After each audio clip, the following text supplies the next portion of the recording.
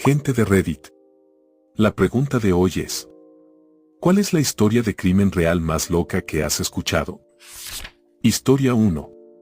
Mary Vincent tenía 15 años y estaba haciendo autostop para volver a casa.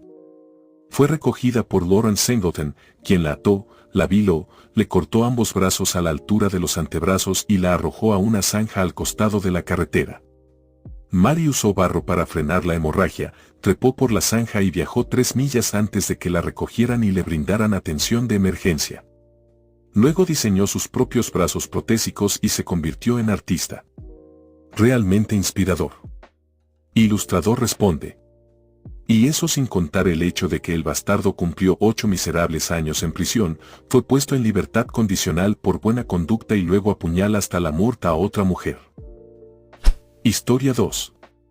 El secuestro de la chica desaparecida en Vallejo, California.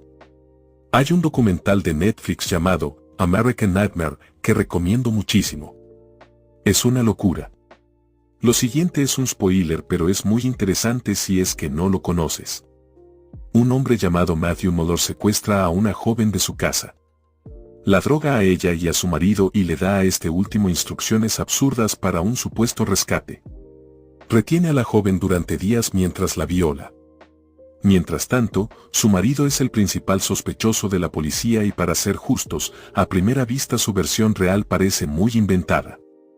Finalmente, la mujer es liberada, pero parece extraño y la policía la etiqueta de chica desaparecida porque, por supuesto, las películas informan la realidad y ahora la policía busca acusarla a ella y a su esposo por hacer perder el tiempo a las fuerzas del orden. El verdadero delincuente finalmente es atrapado en otro secuestro y un policía en esa otra ciudad finalmente conecta los puntos y pone fin a la terrible experiencia de la pareja.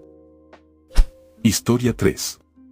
La historia de Ryan Waller es salvaje. Lo interrogaron por haber asesinado a su novia mientras tenía una bala alojada visiblemente en la cara.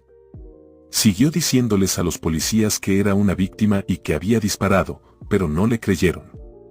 En lugar de conseguirle ayuda médica, siguieron interrogándolo y la demora le dejó daño cerebral permanente. Un claro ejemplo de negligencia policial. Ryan sufrió esa negligencia durante una década. Sufría convulsiones frecuentes y en enero de 2016 sufrió una convulsión que finalmente lo mató. Murió a los 27 años, unas 3 semanas antes de su cumpleaños. Los policías lo torturaron y acosaron durante más de 6 horas. En un momento dado, el policía que estaba en la habitación con él examinó sus evidentes heridas, pero consideró que estaban bien y continuó abusando de este pobre muchacho. Ese video del interrogatorio es bastante salvaje. Está claramente confundido e incómodo y, de repente, el policía se da cuenta de que tal vez debería hacerse revisar la herida en la cabeza. Alguien en los comentarios dice: mi amigo tuvo una historia similar. Alguien intentó entrar a su auto a la fuerza. Salió a investigar y le dispararon con una escopeta, perdigones. Llamó al 911 para denunciar el crimen y llegó la policía para interrogarlo. Comenzaron a tratarlo automáticamente como si se hubiera disparado a sí mismo. Entonces se desangró con una herida en la cabeza y tuvo que seguir repitiendo el hecho de que no se había disparado a sí mismo, etc. Supongo que lo estaban perfilando porque eres militar. No sufrió daño cerebral, pero perdió la vista por completo en un ojo. Luego de recibir tratamiento y varias cirugías, recibió facturas médicas por más de $100,000. Historia 4. La ciudad Oliver u Oliver Town. Hace unos 50 años, un hombre atracó un banco en Kenora, Ontario, y le entregó al cajero una nota en la que le pedía todo el dinero. Llevaba una gran cantidad de explosivos atados al pecho y un detonador apretado entre los dientes. Salió por la puerta principal del banco, donde estaba reunido un gran grupo de personas, tropezó y los explosivos explotaron. Nunca pudieron identificar al hombre, por lo que le dieron el sobrenombre de Oliver Town por toda la ciudad. Alguien en los comentarios dice: he escuchado un par de versiones de la historia, una de un tipo que trabajaba en ese banco pero estaba libre ese día y no había ningún francotirador, también otra versión donde había un francotirador. Simplemente me resulta difícil creer que... Número 1, que Nora tenía un francotirador policial. Y número 2, ¿el francotirador de verdad sería lo suficientemente estúpido como para dispararle a un tipo cubierto de explosivos con un montón de gente alrededor? Historia 5. El caso de Charles Holden. Era una noche como cualquier otra cuando Charles Holden, un hombre común y corriente, regresaba a su casa después de un largo día. Mientras conducía por una carretera en Delaware, decidió recoger a un autoestopista que hacía señas en el borde del camino. Este acto, que parecía un simple gesto de amabilidad, se convertiría en el inicio de una verdadera pesadilla. Charles llevó al hombre durante varias millas, pero pronto notó que algo no andaba bien. El pasajero se comportaba de manera extraña y de repente tomó un destornillador que estaba en el piso del auto, amenazándolo con él. Aterrorizado, Charles supo que tenía que actuar rápido. Con mucho esfuerzo, logró deshacerse del hombre, expulsándolo del vehículo. Temiendo que lo siguiera, decidió conducir en dirección opuesta a su casa durante un rato, para asegurarse de que estuviera fuera de peligro. Cuando finalmente sintió que era seguro regresar, Charles volvió a su remolque, donde vivía junto a su madre, Dorothy Donovan. Pero al llegar, su alivio se convirtió en horror. Afuera de su hogar, vio al mismo hombre al que había llevado en su auto horas antes. Charles entró al remolque desesperado, solo para encontrar a su madre brutalmente asesinada. La escena era desgarradora. Dorothy había sido atacada con un destornillador, el mismo arma con la que el autoestopista lo había amenazado. El asesino había elegido la casa de Charles al azar, siguiendo a su víctima por pura coincidencia. Este caso conmocionó a la comunidad y dejó una huella imborrable en la vida de Charles Holden, quien jamás habría imaginado que un acto de bondad pudiera desencadenar una tragedia tan absurda y cruel. Historia 6. El caso de Canrax McElroy, el hombre al que el pueblo decidió detener.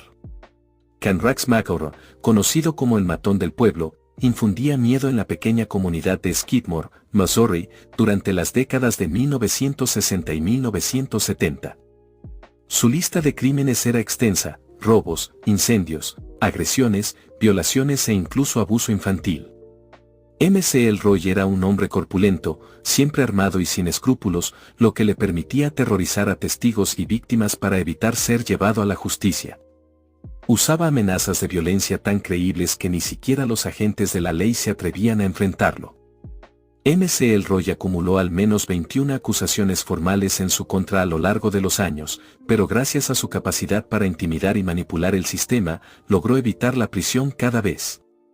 La gota que colmó el vaso llegó en 1980, cuando disparó a un anciano tendero local llamado Ernest Bobo Benkamp tras una disputa por supuestamente haber acusado a los hijos de McElroy de robar en la tienda. A pesar de haber dejado al hombre gravemente herido, McElroy salió libre bajo fianza y siguió amenazando a la familia Bobenkamp y a otros residentes del pueblo. La comunidad vivía en un constante estado de miedo. Sin embargo, el 10 de julio de 1981, todo cambió. Ese día, Canrax McElroy fue asesinado a plena luz del día en su camioneta, mientras estaba estacionado en el centro de Skidmore. Había ido al pueblo junto a su joven esposa, Trena, quien estaba con él en el vehículo cuando ocurrió el incidente. Según los informes, más de 30 personas estaban presentes cuando McElroy recibió 2 disparos mortales de armas diferentes. A pesar de la multitud de testigos, nadie llamó a una ambulancia, nadie acudió a ayudar y, lo más sorprendente, nadie habló sobre quién disparó. Las autoridades realizaron una investigación, pero cada persona interrogada afirmó no haber visto nada o no saber quién era el responsable. La ley del silencio prevaleció en el pueblo, y hasta el día de hoy, nadie ha sido acusado del asesinato de Canrax McElroy.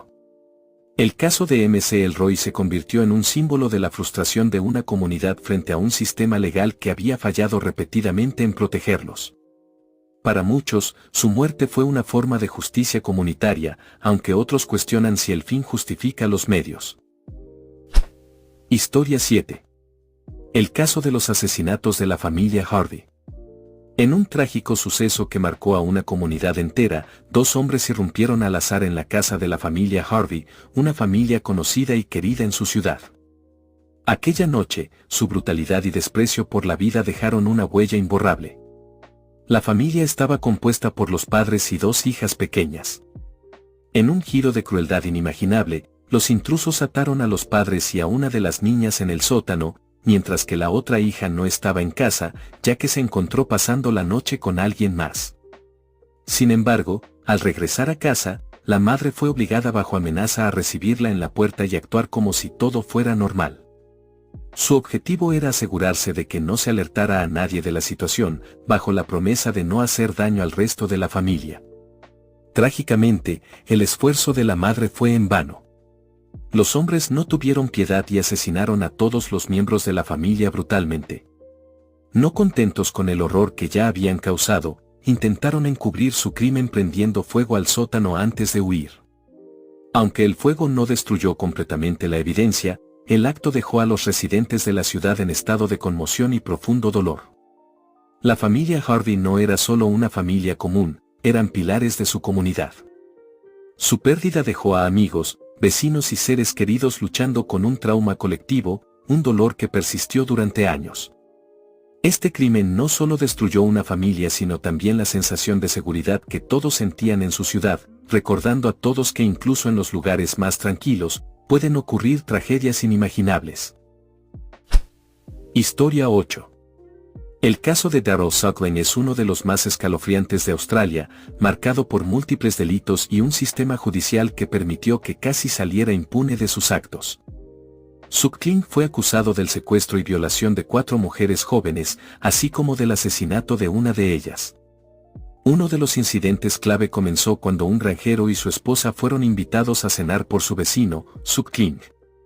Durante la cena, este presentó a una joven llamada Sophie Carna como su sobrina. Sin embargo, Sophie logró disculparse con el granjero y le confesó que había sido secuestrada en Melbourne, llevada a la granja y forzada a ser esclava sexual. Ante esto, el granjero retuvo básicamente a Suckling y llamó a la policía. Sophie dio una declaración detallada que podría haber llevado a la condena de Suckling. Sin embargo, antes de que comenzara el juicio, Sophie falleció por una sobredosis de drogas. Sin su testimonio principal, Suckling fue absuelto. Durante el registro de la granja, la policía encontró pertenencias de Jodie Larkham, una prostituta desaparecida, junto con fotografías inquietantes en las que Jodie parecía angustiada y era obligada a posar de manera sexual. Aunque esto apuntaba a Suckling como el principal sospechoso de su desaparición, las pruebas circunstanciales no fueron suficientes. Como ya había sido absuelto en el caso de Sophie, no se pudieron usar los hechos similares como evidencia y, al no encontrar el cadáver de Jodie, los cargos se retiraron nuevamente. Más tarde, una tercera víctima, conocida como Annette, denunció haber sido secuestrada y violada de forma similar a Sophie y Jodie. Sin embargo, la fiscalía desestimó su testimonio al considerarla un testigo poco confiable, lo que llevó a que Suckling saliera libre por tercera vez. Otra mujer, Christine, afirmó que Suckling también la había secuestrado, pero logró escapar tras liberarse de sus ataduras. Parecía que finalmente se haría justicia. No obstante, antes de que Suckling pudiera ser llevado a juicio, Christine sufrió un accidente de tráfico que le provocó una lesión cerebral, afectando su memoria y haciendo su testimonio inadmisible. Así, Suckling evitó las consecuencias legales una vez más. Finalmente, fue arrestado y encarcelado por fraude a la seguridad social. Durante su tiempo en prisión, se jactó ante un compañero de celda de haber asesinado a Jodie Larkham y enterrado su cuerpo en su granja. Al salir de la cárcel, el compañero de celda, bajo la instrucción de la policía, convenció a Suckling para que viviera con él y colocó micrófonos ocultos en su hogar y su coche. Estas grabaciones captaron a Suckling confesando el asesinato de Jodie.